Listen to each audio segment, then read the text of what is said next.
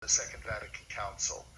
My effort is to Angels ensure of that God, our guardians dear, to I whom saw God sought to that cheer. this was exactly Every the soul role by that Pell was playing, and I wanted to ensure that his voice would still be heard at this synod, which is why this book is published in 4 languages and has been distributed to every cardinal throughout the world.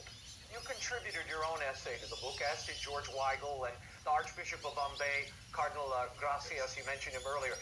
And in that essay by Cardinal Gracias, titled George Pell, White Martyr, he goes into some of the really delicate and heartbreaking details of the time Pell spent in prison in Australia for crimes he didn't commit, and how that shaped the man he would become in his final years of his life. Reflect on that essay, if you would.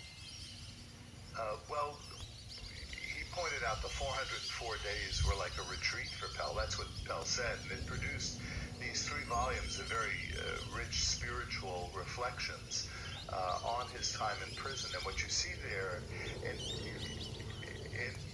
a very mundane reflection on his time there and his attachment to the truth of Jesus Christ. So I think it's a very powerful witness that he comes out without rancor, without hatred, and toward anyone. And he's a great model, and that Cardinal Gracious, who knew the man well and didn't always agree with him, acknowledges that. Yeah. In your essay, Father, you write, the essential question Pell labored to raise in his last days comes down to this: does the Church exist by virtue of a divine mandate, a deposit of faith entrusted to the apostles, intended from the beginning to be handed down faithfully from one generation to another intact? Father, up until now, it seems that Cardinal Pell and we in the Church would count on that continuity, and good. What do you think is the answer to that question today, now, as this synod closes?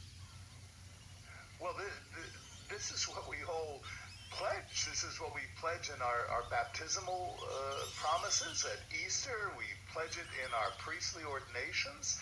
This is the fundamental of the faith. And this is being explicitly negotiated away in the name of modern research and openness and walking with people. Now, we want to be open to people. We want to walk with people who are hurt. We want to embrace those who are on the margins. It's not a question of whether we love people or don't love people. It's a question of whether we propose to them the truth of Jesus Christ.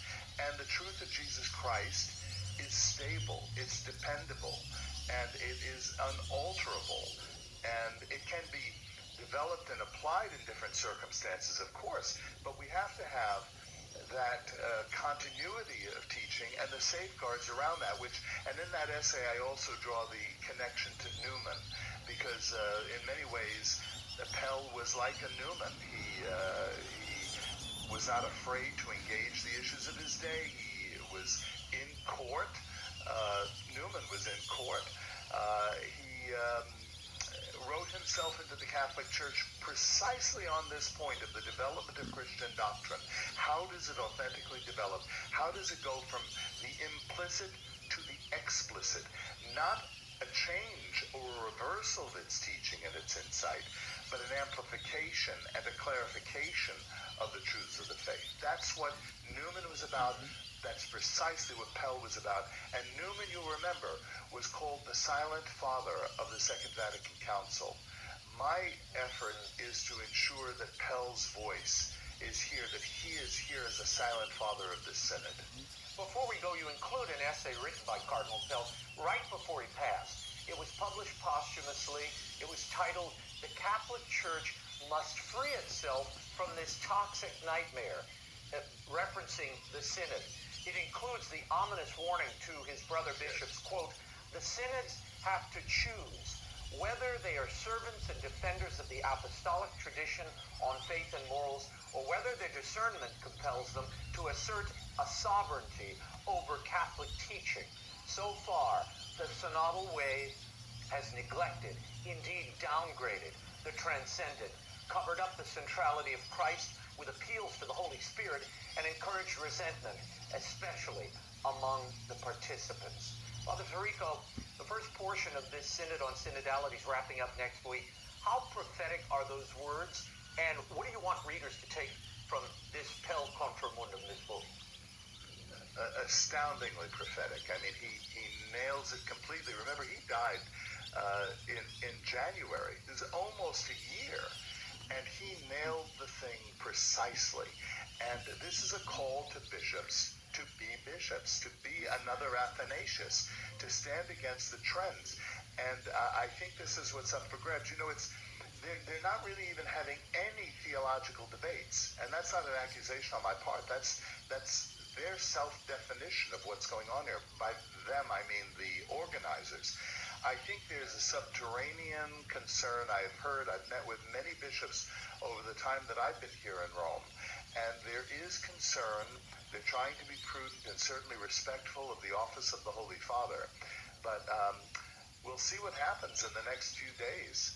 I know that there's tension in certain places. We'll see how all this shakes out. And again, this is the greatest cliffhanger ever, because you're going to wait a full year for anything to happen.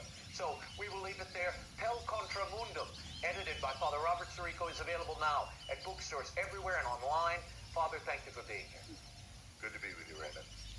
He's the former Anglican Bishop of Durham in the UK and currently a senior research fellow at Wycliffe Hall at Oxford. He also happens to be one of the world's foremost authorities on the letters of St. Paul. He joins me tonight to talk about his brand new book, Into the Heart of Romans, a deep dive into Paul's greatest letter. Please welcome to the program, Professor N.T. Wright. Tom, thank you for being here. As I mentioned, you are one of the world's leading biblical scholars, the foremost interpreter of St. Paul. Why and what makes Romans his greatest letter in your estimation? Well, Romans is Paul's longest letter. That doesn't necessarily make it the greatest, but when you study all the letters, Romans is the one above all which seems to have been planned very, very carefully. As a writer myself, and as somebody who studied also music and symphonies and so on, I have to say that Romans is structured extremely carefully into what you might call, musically speaking, 4 movements, 1 to 4, 5 to 8, 9 to 11, 12 to 16, and they each have their own coherence, but then they interrelate in the way that the movements of a symphony would interrelate. And I imagine that Paul had this boiling up in his head for some years beforehand, and phrases in the letter marry up with phrases in the other letters, but he's here brought them together to make one single coherent argument to the churches in Rome, and he's worried about the churches in Rome because they are a bit suspicious of each other, the small house churches, and he wants them to get together and learn to worship together and so on. And the theological argument that he pulls together has sustained theologians and church leaders from that time to this. I mean, famously, St. Augustine and Martin Luther and John Wesley and all sorts of people, and not to mention Karl Barth in the last century, have found that Romans has been the thing which have galvanized them into fresh thought and action and reorganization of how they preach and goodness knows what. So I think by common consent, Romans is the big one, and it's been the privilege of my life, really, academically and personally, to be able to wallow around in it. Tom, tell me how St. Paul, in the letter to Romans, how he echoes the Old Testament, particularly the Psalms, which you reference in the book. Yeah. Paul was soaked in what we call the Old Testament, for him the Bible, of course, and he actually knows the Old Testament both in Hebrew and in the Greek version. I think particularly in the Greek version, because that was the lingua franca of the day. And he, like the other early Christians, he draws together several of the Psalms again and again. And one in particular, which always strikes me in Romans 8 now, is Psalm 8, when he has this, the psalmist has the vision of the human vocation.